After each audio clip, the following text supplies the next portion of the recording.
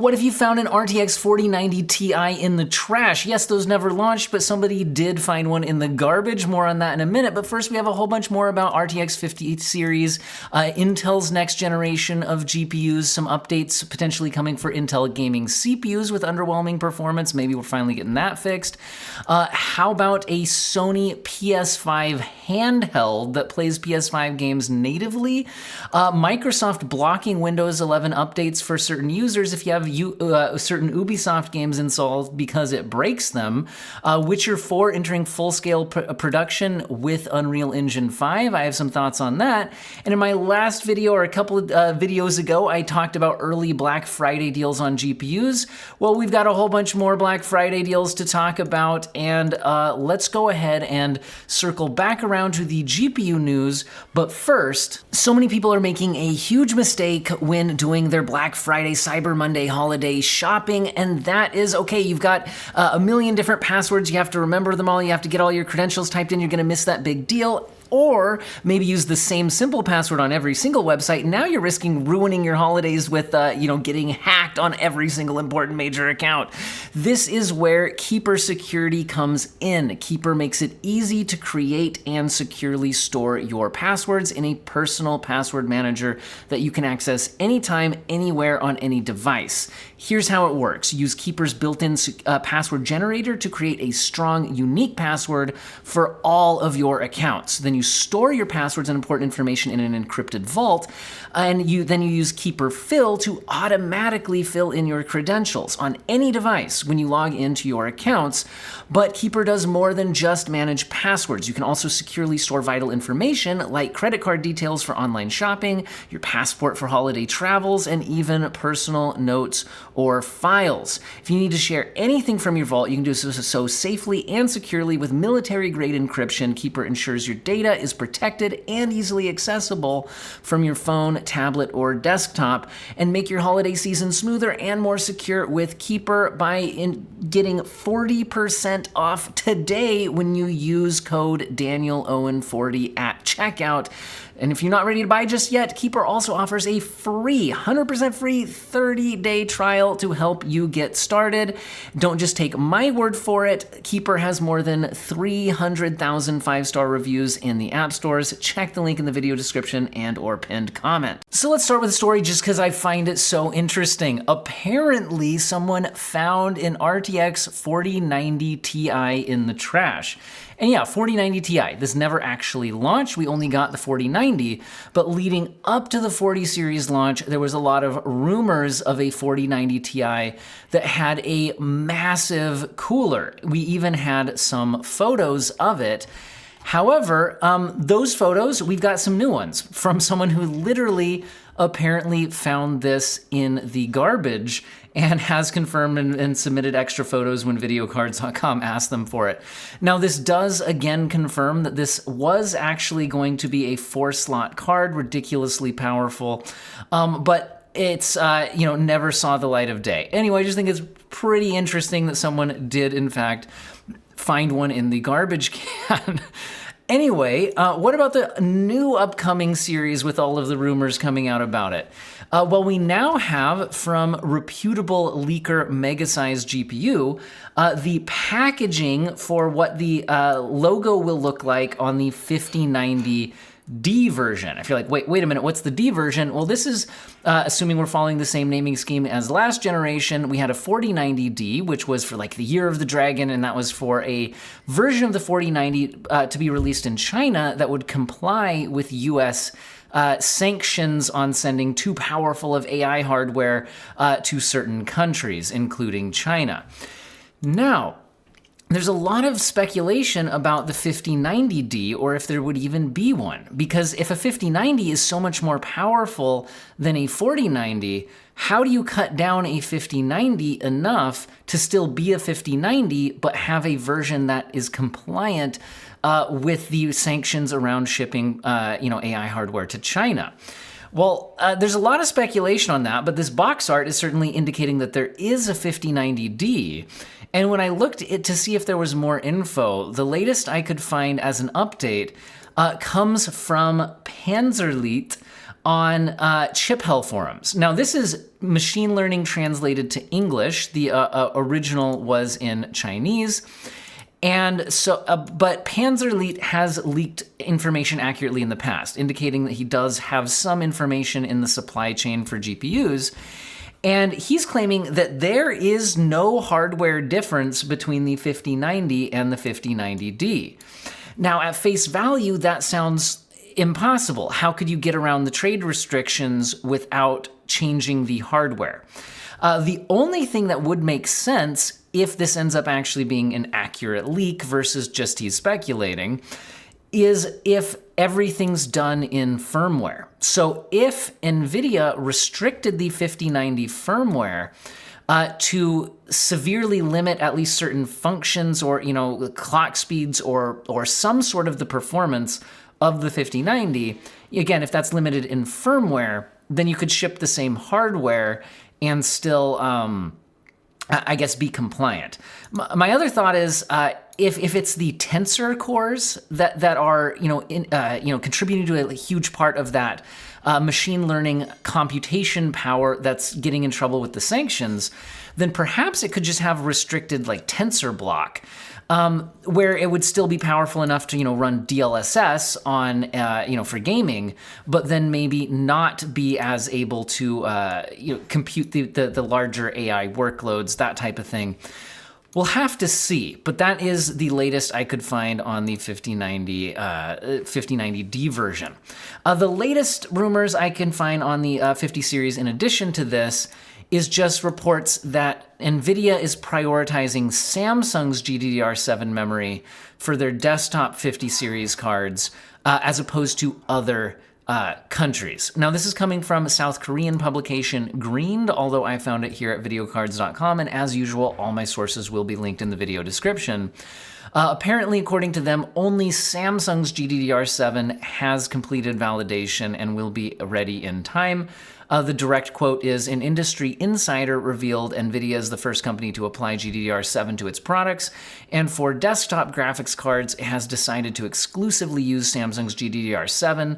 For notebooks, Nvidia is considering integrating GDDR7 from Samsung, SK Hynix, and Micron, but Samsung remains top priority. Now, at this point, it doesn't seem like Samsung's 3GB modules, which would allow higher capacity, VRAM targets at the same bit buses where you'd usually have a lower, for example, like an a classically 8GB card could get away with 12GB if you had 3GB modules instead of 2GB modules. There's rumors that no, not just rumors, but like Samsung has announced that those type of modules will be available and should offer the speeds that we need, but it doesn't seem like they'll be available in time for the 50 series initial launch. So current speculation is that those speeds and VRAM capacities might be featured in a Super or TI refresh series, but at this point that's just complete speculation. We don't actually know.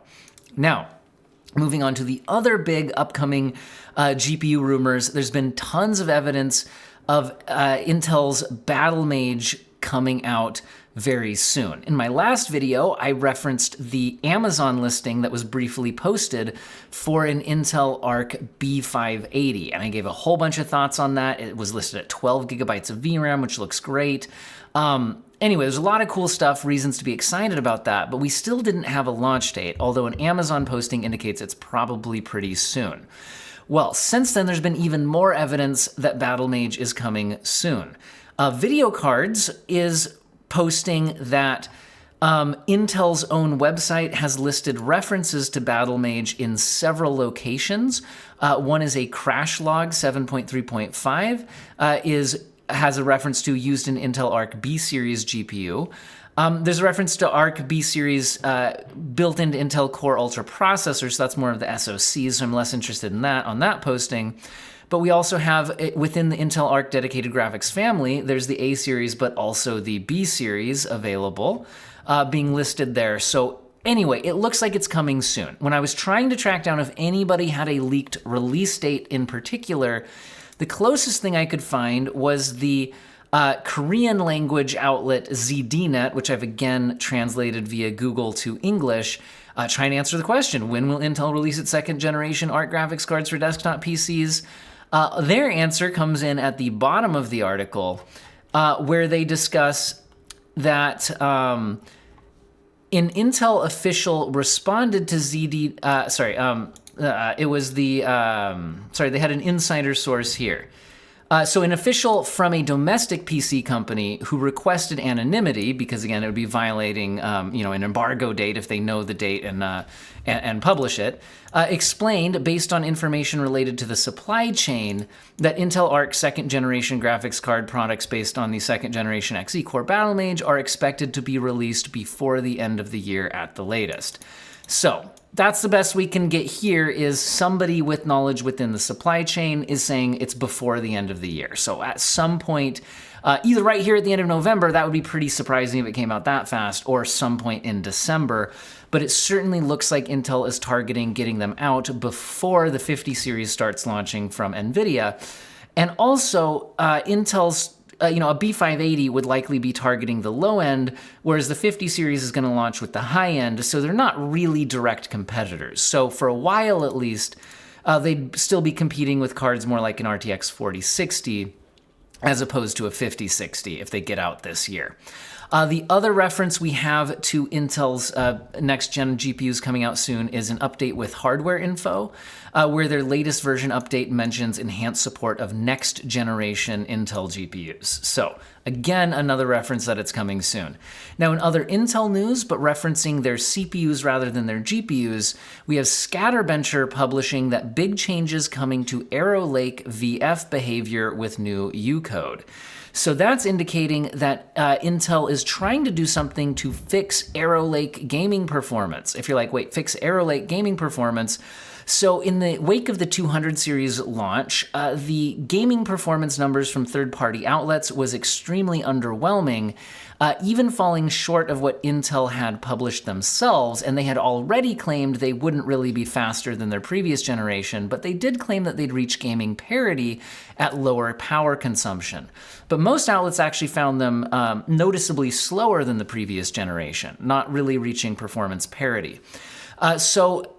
Intel did confirm in an interview that they were kind of surprised by that, apparently, and we're going to work on fixing it. The quote from Robert Halleck from Intel says, "I think what people have been interested to hear is what happened. I can't go into all the details yet, but we identified a series of multi-factor issues at the OS level, at the BIOS level, and I will say that the performance we saw in reviews, through no fault of reviewers, is not what we expected and not what we intended. The launch just didn't go as planned. That has been a humbling lesson for all of us, inspiring a fairly large response internally to get to the bottom of what happened and to fix it." Now, again, similar thing happened with AMD's launch of the 9000 series, where AMD and Intel both seem to be surprised with the third-party review results coming out so much lower than their own internal benchmarking. It's just mind-boggling to me that they're using some sort of different testing methodology than what independent reviewers are going to use to not know this. Like, how could you not know how it's going to perform on hardware that you're basically sending out as review kits? So, anyway, but beyond that, not really making sense to me. The point is that they did say they were looking into this at the OS level and the BIOS level. So Scatterbencher's tweet here saying big changes coming to Arrow Lake VF behavior with new U-code is indicating that they really are finding some tweaks and are going to try them out. Now, how much they end up fixing things, who knows? I also want to mention, kind of on the CPU side of things, that we've recently seen ARM laptops trying to make an inroads into the Windows laptop market. But at Tech Radar, we have a post saying that only about 720,000 Qualcomm Snapdragon X laptops sold since launch, although I believe they have an update mentioning that this is referring to Q3 specifically. The headline number was for Q3 rather than since launch, so that is an important distinction. But saying that that's under 0.8% of the total number of PCs shipped in Q3, or less than 1 out of every 125 devices was one of these Qualcomm laptops. So that's not nothing, but it's certainly not, just capturing massive market share in this there was a lot of initial hype around these Snapdragon-based laptops. So anyway, that's where they're at with that. Now, in other hardware news, but again more console focused, we're seeing that Sony's reportedly developing a PlayStation handheld with native PS5 game support. Now, I had already mentioned in a previous leak talking more about RDNA 4, and then RDNA 5 being replaced by UDNA. I reported on this before. It mentioned a Sony handheld that will also use AMD hardware.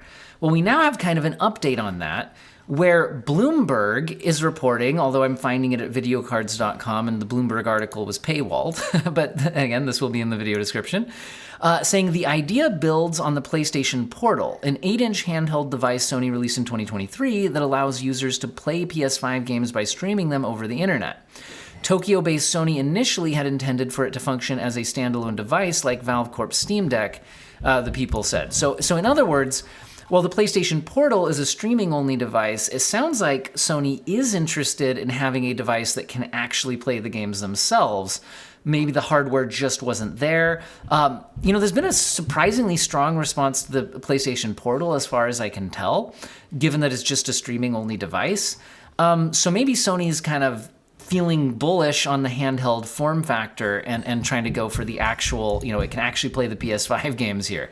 And that's what we're getting. But again, this is still in the leaks and rumors phase of things. I also want to mention that apparently the Windows 24 H2 update, which has been widely publicized in the PC hardware space as like boosting a lot of CPU performance, especially for Ryzen CPUs, apparently has some issues and is breaking a number of Ubisoft games.